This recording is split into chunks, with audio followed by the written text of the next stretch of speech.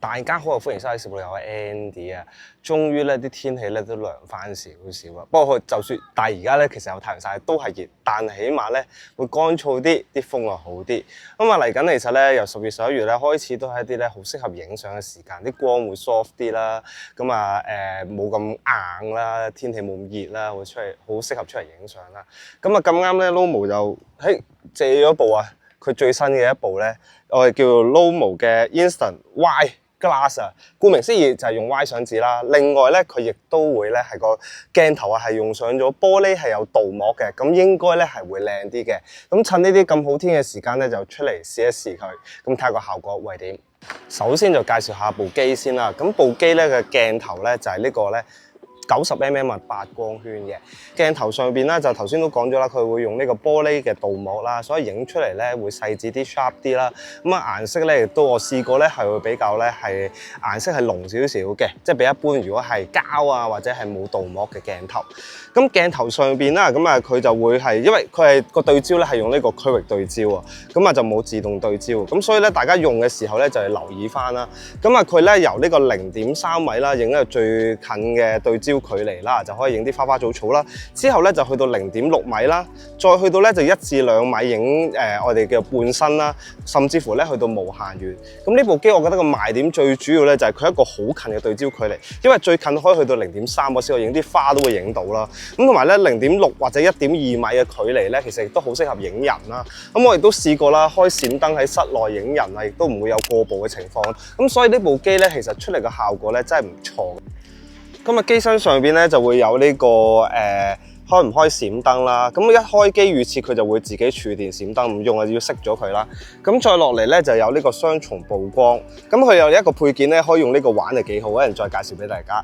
另外咧仲有就係呢個係曝光補償啦。咁啊有1級啦、0啦或者係負1級啦。咁另外啦亦都有開關掣啦，有 Auto 啦。有 B 快門啦，有指定嘅22光圈嘅按鈕啦，同埋亦都會有呢個咧1/30秒嘅呢個轉盤按鈕啊。咁啊用嘅時候要記得，我試過咧唔記得扭翻啊，因為開咗咧唔記得熄翻咧，就會自己撳嗰啲相紙啊。咁呢個留意翻啦。另外呢度咧亦都會有咧張數顯示俾你啦，即係究竟你係用緊剩翻幾多張啦。同埋咧呢度你會睇到咧有黃色代表你入邊係入咗呢個菲林噶啦。咁所以咧。留意翻咯，即係有時可能影開咧唔記得咗，或者交俾人咧唔記得咗入邊有冇嘅時候咧，要睇翻呢2個數字啦。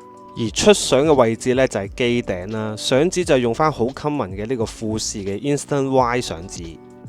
咁另外咧呢部相機就會有呢個亦都有個假孔啦喺底啦，咁啊方便咧係可以咧做一啲長曝啦，因為佢有 B 快門。不過時間關係我就借咗唔係好耐啦，咁啊變咗我試唔到夜晚嘅拍攝啦，主要都係日光嘅拍攝俾大家睇啦。咁啊大致上嘅機身，咁我呢個就係啡色嘅皮啦，咁我唔知佢出嘅時候會唔會有多啲顏色。咁以 Lomo 嘅慣例咧，基本上咧佢成日都會有好多唔同嘅版本會出嘅，咁大家可以期待下有其他嘅顏色嘅版本啊，係會係點啦？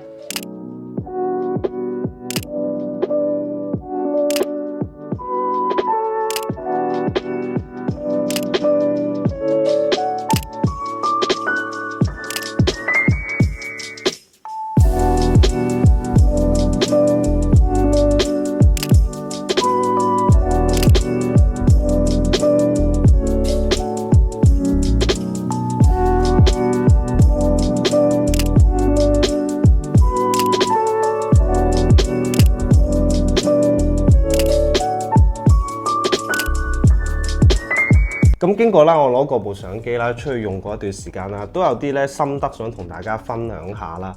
咁首先第一樣嘢啦，咁呢部機咧其實係之前已經係出過一部噶啦。咁當然咧佢就唔係 glass 啦，咁呢部係 glass 啦，出嚟嘅顏色我就會覺得咧佢係濃郁啲，同埋真係出嚟嘅效果咧係會 sharp 啲嘅。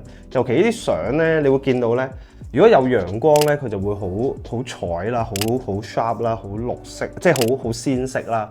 咁而咧，就算咧係陰天嘅環境底下啦，咁亦都咧佢會出到一啲咧藍藍地嘅效果。咁當然因為亦都係富士嘅相紙、Y 相紙啦，佢嘅特性就會係咁樣。咁但係我自己覺得都幾滿意嘅。咁佢亦都有閃燈啦，即係如果可能係一啲陰天少少嘅環境落啲閃燈落閃燈嘅話，佢膚色就會 OK 啦。咁出嚟咧，其實佢嗰個測光都準嘅，無論影風景、影人啊，我覺得都 OK 嘅。係閃燈要留意下啦，因為佢嘅輸出咧未必去到咁遠啦。咁佢預你一般啦，影半身、影人都1至2米，咁個閃燈咧其實都還可以嘅。咁啊出嚟，我覺得成像係幾唔錯啦。咁另外一樣嘢就係佢對焦啦，咁佢係區域對焦嘅。咁佢最近可以去到0.3米咧，我自己覺得咧呢個有啲 surprise 喎，因為咧佢可以影到好近嘅效果。咁多啲嘢玩啦。咁佢標咗俾你睇咧，其實0.3、0.6、1.2米係影啲咩啦？我自己大概會係點樣去做估計咧？冇可能攞把尺噶嘛。例如我一個成年人嘅手掌大約啦，即係唔好計 NBA 嗰啲啦，即係呢度咧係15至20cm 啦，咁你即係隻半手掌大約就係30 cm 度啦，咁距離你可以影近嘢啦。咁如果你話去影人嘅，影一個大頭少少嘅0.6米嘅，你一隻手咧其實大約啦大約其實0.7至0.6度啦，每個人手長都唔同啦，大概咁樣嘅距離就會係可以影到呢個大頭啦。咁1至2米好簡單啦，咁基本上你同個人嘅距離大概佢係半身嘅範圍，其實就係1至2米啦。咁影風景就無限遠啦，呢度有得睇。咁我覺得係呢樣嘢你係要習慣嘅。另外一樣嘢要習慣就係因為佢係旁軸，我哋睇嘅時候嘅取景咧，其實係你見到咧同個鏡頭其實有少少距離。